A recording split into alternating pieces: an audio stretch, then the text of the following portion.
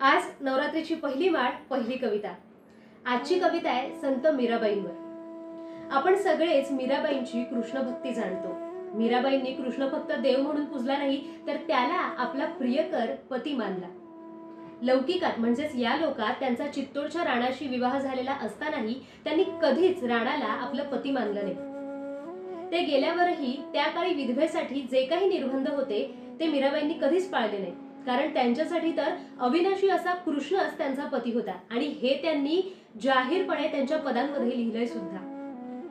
राजपूत घराण्यातली असून सुद्धा त्यांनी त्या काळी कृष्ण भक्ती गात त्या साधूंच्या मेळ्यात खालच्या समजल्या जाणाऱ्या जातींमध्ये मिसळल्या। राजस्थानच्या अशा भूमीत जिथे आजही स्त्रीजन्म नाकारला जातो, बायकांना घुंगट घेऊन राहावं लागतं, त्या काळी तर नवरा गेल्यावर सती जाण्याची परंपरा होती। रणभूमीत नवऱ्याचा पराजय दिसू लागला तर जोहार करण्याची म्हणजे स्वतःला जिवंत जाळून घेण्याची प्रथा होती। अशा भूमीत मीराबाई कृष्ण भक्ती हे त्यांचं जीवनमूल्य अतिशय ठामपणे शेवटपर्यंत जगत राहिल्या।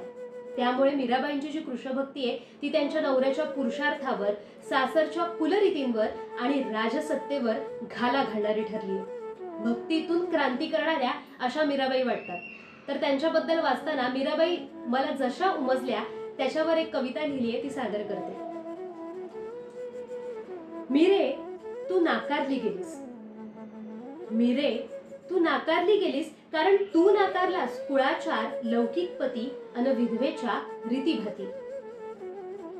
मीरे तू नाकारली गेलीस, कारण तू नाकारलास कुळाचार, लौकिक पती अन विधवेच्या रीतीभाती। तू नुसतं नाकारलं नाहीस वैभव प्रतिष्ठा, तू नुसतं नाकारलं नाहीस वैभव प्रतिष्ठा, तू नाकारलीस पितृसत्ता। शैव वैष्णवपंथीयांच्या तुझ्या सासरी तुझी कृष्ण भक्तीही नांदलीच असती।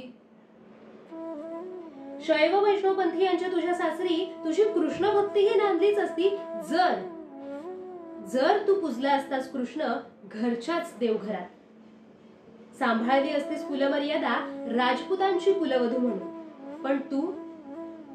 पण तू पूजलास कृष्ण फक्त देव म्हणून नाही, तर प्रियकर पती म्हणून। लिहिलीस तुझी नि कृष्णाची मिलन गाथा जाहीरपणे अन नाकारलास राणाप्रती तुझा पत्नी धर्म। तू नुसतं नाकारलं नाहीस वैधव्य, तू नुसतं नाकारलं नाहीस वैधव्य, तर सतीने जोहाराच्या भूमीत तू मिरवलंस तुझं अविनाशी सौभाग्य आणि ठसवलंस तुझं निवड स्वातंत्र्य। तू फक्त त्यागला नाहीस राजमहाल, तू फक्त त्यागला नाहीस राजमहाल, तर मिसळलीस विणकर लोहार चांभारात अन गायलीस कृष्ण भक्ती।